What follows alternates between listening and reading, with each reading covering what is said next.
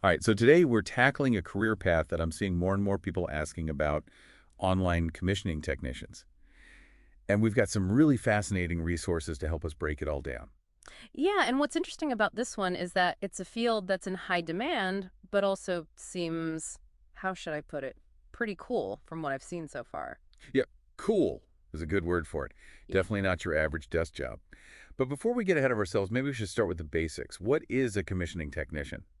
Well, imagine you've got this massive piece of equipment. Could be anything from a power plant to a sophisticated manufacturing system.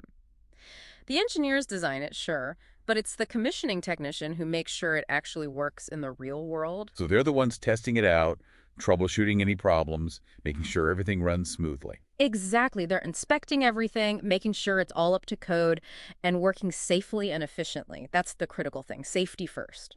It sounds like a pretty huge But responsibility. it absolutely is. And it's not just about knowing how to use a wrench either. A big part of it, and this is something that came up in the resources you shared, is critical thinking. Oh, tell me more about that.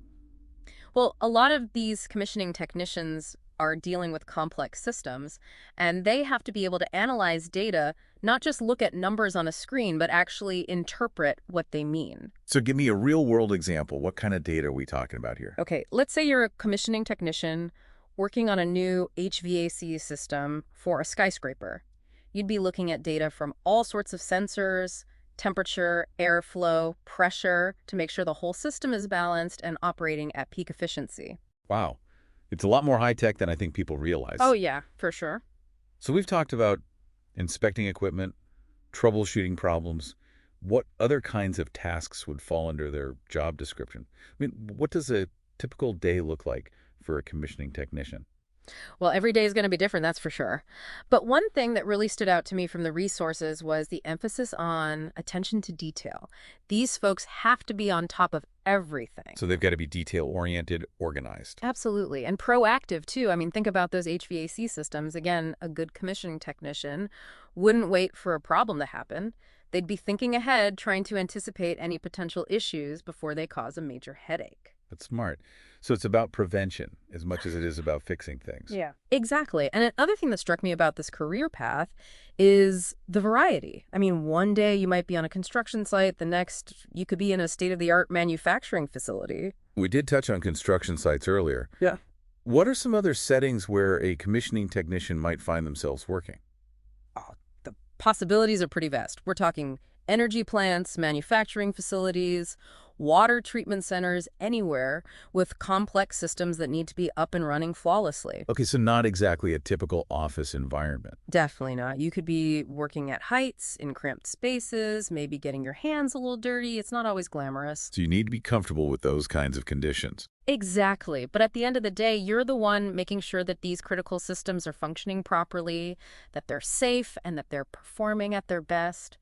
That's pretty rewarding, if you ask me. It does sound rewarding, but like you said, it's not always glamorous. And speaking of, some of the resources we got sent mention things like long hours and potential travel. So it's not all sunshine and roses, right? Right. It's definitely not a 9 to 5 kind of gig. There can be a lot of pressure, especially when you're working on a tight deadline or if a system goes down unexpectedly. You got to be able to think on your feet and stay calm under pressure. That's true. And the travel aspect, is that something you encounter a lot in this field? It can be. Some projects might require you to be on site in different locations, so you need to be adaptable. Maybe pack your sense of adventure. So you need to be okay with a little bit of unpredictability. Yeah. Exactly. But hey, at least the job security is good, right? Absolutely. The demand for skilled commissioning technicians is only going up. That's good to hear. And I imagine it pays pretty well, too, especially as you gain more experience. Oh yeah, the earning potential is definitely there. And you get to work with some pretty cool technology too, which is a nice perk. So it's challenging, it's in demand, it pays well. What's a catch? Well, like we said, long hours, potential travel, and you need to be a problem solver. This isn't a job where you can just coast on autopilot. You got to stay sharp. You got it. Oh. Technology is constantly changing, so you need to be willing to keep learning and adapting throughout your entire career. So it's a field that really keeps you on your toes. Oh, absolutely. So we've talked about the day-to-day tasks, the work environment, but what about career progression? Hmm? Where do you go from entry-level commissioning technician? Well, the cool thing about this field is that there's a pretty clear path for advancement. The resources you shared outline a typical trajectory from entry level all the way up to lead commissioning technician. Okay, so let's break that down a bit. What does that progression look like? What kind of responsibilities do you take on as you move up the ladder? Sure. So you start out as an entry-level technician, maybe assisting more senior engineers, getting a feel for the work, learning the ropes. You'd be doing a lot of hands-on stuff, maybe some basic troubleshooting. Then, as you gain experience, you might move into a junior technician role. And what does that entail? At that level, you'd be taking on more responsibility, maybe overseeing installations, troubleshooting more complex issues, maybe even mentoring some of the newer technicians. So you're starting to lead projects, manage people. Exactly. You're becoming the go-to person for certain things. And then from there, you could move up to senior commissioning technician. And that's where things get really interesting, I bet. Yeah, at that point, you're the one leading major projects, working directly with engineers and clients, developing maintenance plans for these complex systems. That's a lot of responsibility. It is, but it's also incredibly rewarding. And then finally, you reach the peak lead commissioning technician. The top of the mountain. What does that look like day to day? As a lead technician, you're overseeing all the commissioning activities, you're setting the strategic direction for the team, you're making sure everything is running smoothly and efficiently. It's a high-level role with a lot of responsibility, but also a lot of influence. It sounds like you really have to have a handle on all aspects of the job by that point. Yeah. So for someone just starting out, what are some of the most important skills to develop if they want to succeed as a commissioning technician? Well, a strong foundation in technical skills is obviously important. You need to understand how things work, how to read technical diagrams, that sort of thing. But beyond that, I'd say problem solving is crucial. Being able to think critically, diagnose problems, come up with solutions. Exactly, because no matter how well a system is designed, something's bound to go wrong at some point. And when it does, you need to be able to think on your feet and figure out what's going on. Makes sense. What about those skills guides you mentioned earlier? What other specific skills do they highlight as being important in this field? One thing they really emphasize is understanding control systems. Yeah. That's like the brains of any complex machine, so you really need to have a good grasp on how they work. They also mention the importance of being able to read and interpret technical drawings and schematics. So being able to decipher those complex blueprints is key. Absolutely. You're going to be looking at a lot of those. And of course, communication skills are huge. You're constantly interacting with engineers, project managers, other technicians you need to be able to communicate clearly and effectively. It's all about teamwork. Speaking of teamwork, let's shift gears a bit and talk about the job search. Yeah. What does the interview process typically look like for an aspiring commissioning technician? Well, the resources you shared, especially that section on RoleCatcher about interview prep, were really helpful. They even have sample interview questions, which I know a lot of people find useful. Oh yeah, those can be lifesavers. Yeah. It's always good to have some answers prepared in advance. Do any of those sample questions stand out in your mind? Let me see. One that comes to mind is, describe a time you had to troubleshoot a complex technical problem. What was your approach? So they're really trying to gauge your problem-solving skills, how you handle pressure, those kinds of things. Exactly. They want to see that you can think critically and that you don't crumble under pressure. Yeah. And they also want to see that you have a process for troubleshooting. It's not just about having the right answers. It's about showing them how you think. Right. And another thing that's important to remember is to have some questions prepared to ask them.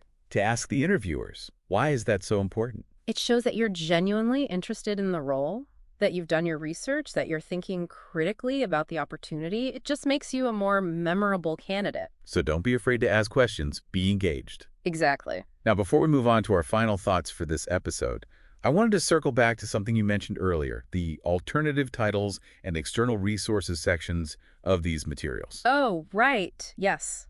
Those are both incredibly valuable for anyone serious about pursuing a career as a commissioning technician. What makes them so valuable? Well, the alternative titles section is great because it highlights the fact that this job can go by many different names depending on the industry and the specific responsibilities. So what kind of alternative titles might someone come across? Oh, things like field service technician, control systems technician, automation technician. There are quite a few variations. So if you're limiting your job search to just commissioning technician, Yeah. you might be missing out on some great opportunities. Exactly. And that's why that section is so helpful. It broadens your horizons a bit. Makes sense. And what about the external resources? What kind of goodies can people find in there? Oh, it's a treasure trove of information.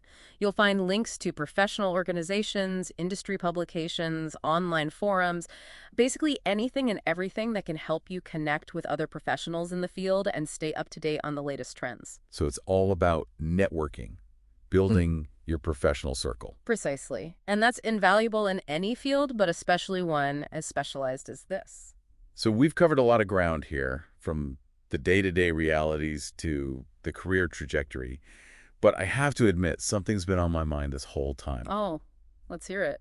What have you been pondering? Well, we've touched on how technology is always evolving in this field and how important it is for commissioning technicians to adapt and stay ahead of the curve. Right. Gotta stay sharp. Exactly. But what about automation? How do you see that impacting the future of this career path? I mean, are we going to see robots taking over these jobs entirely? That's a question I see popping up more and more. And it's a valid concern. It's happening in so many other fields, it's hard not to wonder. Absolutely. But here's the thing about commissioning technicians. Their work requires a unique blend of technical expertise, problem-solving skills, and adaptability things that are still pretty tricky for robots to replicate fully. So you're saying there's still a need for that human touch, that human ingenuity. Exactly, at least for the foreseeable future. But that doesn't mean automation won't have any impact. So it's not a matter of if, but how it'll change things. Exactly. I think we'll see automation taking over some of the more repetitive tasks, which could free up commissioning technicians to focus on more complex and strategic work. That makes sense. More problem solving, less paperwork, that sort of thing. Precisely. And this actually presents a really interesting opportunity for anyone considering this career path. Oh, how so? Well, by embracing automation, by learning how to work with these new technologies rather than fearing them, commissioning technicians can position themselves as invaluable assets in an increasingly automated world. So they become the ones managing the robots, not the other way around. I like it. It's all about staying one step ahead. Couldn't have said it better myself. Well, on that note, I think we've just about reached the end of our deep dive into the world of commissioning technicians. It's been a fascinating journey. Agreed. We've covered a lot of ground. We have. But more importantly, we've given our listeners a lot to think about, a lot to explore further. Exactly. And there are so many resources out there to help them do just that. RoleCatcher being one of them, of course. Of course. And don't forget about those professional organizations we mentioned earlier, a wealth of knowledge and networking opportunities just waiting to be tapped. Absolutely. So to our listeners out there, go forth and explore. The world of commissioning awaits. Until next time, happy learning, everyone.